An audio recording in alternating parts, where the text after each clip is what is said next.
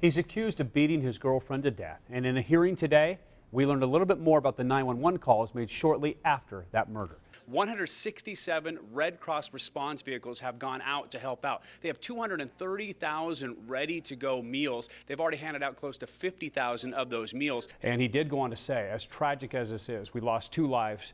2 more firefighters are in the hospital right now recovering from gunshot wounds. He did say that a Webster police officer exchanged gunfire with Spangler, and he probably saved lives. Troopers say they went right through that stop sign, went across this intersection, and a big truck was coming this way, Silverado, hit that car right here 15 feet from where we're standing and then pushed both vehicles about 90 feet. An extension cord is fine if you need to reach something like a lamp, maybe a house phone. However, it is a fire waiting to happen if attached to a space heater. There are people out here on the roads of Rochester who have actually been convicted up to 6 times, but they still have their license. They're still getting behind the wheel. March 30th, USA Today said New York was the worst business place. Rochester Business Journal about 3 weeks later said it was the 7th worst.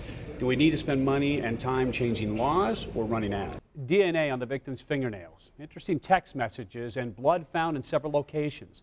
That is what jurors heard as part of the closing arguments in the murder trial of a Rochester man accused of killing an East High student. This really is a village eyesore, but it is now on its way to becoming a 167-unit apartment complex with a 125-seat restaurant. Does volunteering ever stop?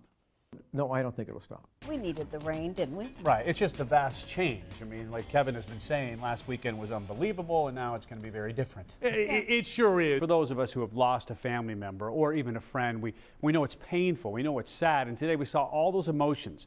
Going to great lengths for food. It's not the story of the old man and the sea. It's a young man and a tiger shark competing for the same tuna. Tim Sakahara has the story. Deputies took several suspects into custody today for that home invasion, but before they arrested one of them, police got into a standoff with him in Rochester. I went to several websites, examiner.com, Wiki Answers, and the always reliable campussqueeze.com website. But a new study now has an official number, 49%. And the people behind the study hope that it will be the spark that ignites awareness that will save lives. The Lilac Festival kicked off today, but if you are planning on heading out there tonight, let's just say you might want to reconsider. Good evening, I'm Don Hudson. I'm Janet Lomax. Let's go right to Kevin Williams. In the same courthouse today, the man accused of killing his girlfriend inside her dorm room at the College of Brockport. Now, we were talking about Clayton Whittemore. For the first time, we heard what he and his parents said to 911 after police say Whittemore killed freshman Alexander Kogut. Berkeley Breen has the details on the testimony today. Joins us now live in the studio. Berkeley, if you were driving through the Dewey Avenue area this morning, you may have noticed a lot of police there. It's all because a man barricaded himself inside of a home. This is sheriff's deputies tried to arrest him as a suspect in a home invasion in Perrington from the night before. The standoff ended calmly after 2 hours, and the man was taken away by police. Ray Lovato spoke with officials for more on this story. He'll bring us all the details and what he has learned at 5:30, so stay with us. Your child's lack of sleep could be showing up on his or her test scores. This comes from researchers at Boston College and 900,000 students, teachers, and parents. These volunteers filled out surveys about sleep habits in their homes. Then they compared those responses to test scores and found that about 75% of students' schoolwork suffered because they were sleep deprived. It can be fixed, though, researchers say. Make sure kids are getting between 7 and 9 hours of sleep each night. And they also say take away those cell phones and iPads at bedtime because they're in the room using them and staying awake for Under hours. the blankets, Yeah, with a texting away. flashlight. Exactly. Don't need a flashlight Yeah. for them. Well, there's still much ahead on News 10 NBC. Ray Lovato joins us now with a preview of one of the stories you will see coming up. Now to a News 10 NBC follow-up. We just checked with police in Leroy, and they tell us still no arrest in a home invasion and sexual assault that happened on Gilbert Street yesterday.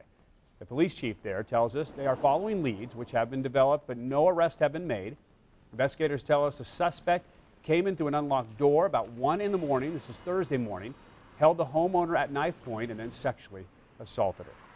If you have a to-do list of home improvements, let's say maybe changing a faucet, painting a wall, you could hire both a plumber and a painter to do those jobs. But Angie's List recommends that you hire a handyman. We needed the rain, didn't we? Right, it's just a vast change. I mean, like Kevin has been saying, last weekend was unbelievable, and now it's going to be very different. It sure is, absolutely, Don and Jan. And then number 3, RIT Tigers head to the second round of the NCAA Men's Lacrosse Championship, and Sports Director Robin Nguyen joins us, and it seems like the team peaking at the right time. And that's always a good thing, isn't it?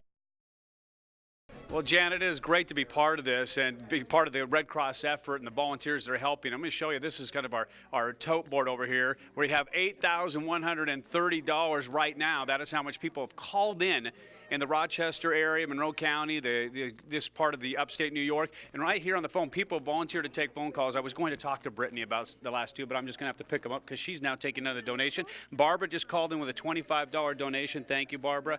Anthony and Barbara called in with a $50 donation. You can see right now all of our phones are busy. You can call as well, 241-4201, 241-4201. You can also pick up your smartphone. It's real easy. You take it, normally you would send a message to somebody like your aunt or uncle or friend. Type there instead of the person, type 90999, and then in the subject line, put Red Cross and then just send it. And then $10 will be added to your phone bill, and it will go right to the Red Cross. So it's just a real easy way to add to the contribution. So we've been getting a lot of donations here, $10, $50, $25. A guy named Richard just donated $1,000. It all adds up, again, almost $9,000. But right now we have a big check presentation that we want to take care of. Laura Saxby Lynch from Paychecks and John Petrillo, CEO of the Red Cross right here. You've got a check that we want to present. We want to do this live on the air as part of our effort to help out with the Hurricane Sandy relief victims. Thank you, Don. It's really our pleasure. On behalf of Paychex CEO Marty Musi and the 12,000 employees that Paychex has all across the country, including 3,400 here in Rochester, I am very pleased to present to the Red Cross right now a check in the amount of $10,000 from Paychex to support the relief efforts for Hurricane Sandy. Don, we have about 567,000 clients, businesses across the U.S. that count on us. We've got branches that have been affected. We've got employees who've been affected. This means that we can support the efforts that you're doing, that you're making to support the people that we are have part of our lives every single day. And John, your reaction to this donation and all the other ones, even though they might be smaller, but all the donations? Well, they're all great, and we really appreciate them on behalf of the tens of thousands of people that have been dislocated by this storm and that the Red Cross is helping. We thank you. This is the only way we're able to help those people because of donations like this. So we thank you very much. It's our pleasure, John. We're happy to do it. Thank you both. And it is actually touching when you see this, because I know a lot of people are seeing the damage on TV and they feel helpless. And you can do just a little bit, even if it's $10, $20, make a donation to help out. We're now closer to $20,000 with this donation all in one day. So thank you, everyone who has helped out. Reporting live from the Red Cross headquarters, Don Hudson at News 10 NBC. Well, Leah, let me read you some headlines. Autistic child killed while crossing a road. Cop saves autistic child from drowning. Autistic child dies after being found in a stream. An autistic boy dies after being hit by an SUV. Autistic children wander away, even from the best families, but a new study now has an official number, 49%. And the people behind the study hope that it will be the spark that ignites awareness that will save lives. And how old will you be? The parents of Marius Eaton say he's an escape artist. We've gone to the library. I've turned my eyes away, looked back. He ran through offices, got out of a window and almost fell in the canal. The 11-year-old has autism, so unlike most kids his age, right and wrong, yes and no, and rules don't always sink in. But he has absolutely no concept of danger. Because of that, his house has to be on lockdown.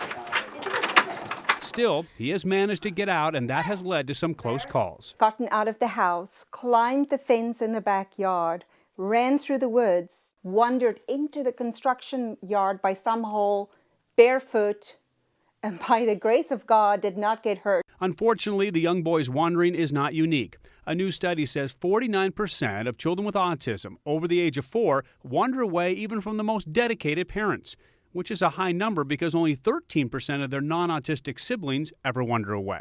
This documents the true scope of the problem. Dr. Susan Hyman, an autism expert at Golisano Children's, says another finding is the danger these kids face when they wander. 65% have had a close call with traffic. 24% end up in a danger of drowning. Dr. Hyman says this information can help doctors and health providers understand just how prevalent the problem is and address it. Get counseled about seat belts and get counseled about car seats, get counseled about bicycle helmets. For families of children with autism, the counseling needs to include wandering. Of course, the Eatons don't need a safety speech anymore, and while they know they are the first line of defense, they hope the new information will help people understand their situation and raise community awareness. If people in general just become aware that there is this population of children that really has no concept of the danger they're in, maybe as a society we'll start watching out for them. Awareness really is the key. The Eat and Say wandering is such a big problem with Marius that they are trying to raise money to get a service dog to cut down on that. For more information on that service dog and fundraising, also for more information on the study, just go to WHEC.com and you'll find those links within my story, Leah. All right, well, the study also, it focuses on children. Does the wandering continue for children with autism as they get older? Well, yes, the peak time really is age 5. Now, Marius is older than that, so he's a little different than the average person, but children 4 to 7 years of age wander the most, 46%. 8 to 11 years of age, 27%, and only 12% for those children who are 12 to 17. So apparently it does decrease with age for most of the kids. It starts sinking in that they aren't supposed to wander away. All right, Don Hudson, thank you for that report tonight.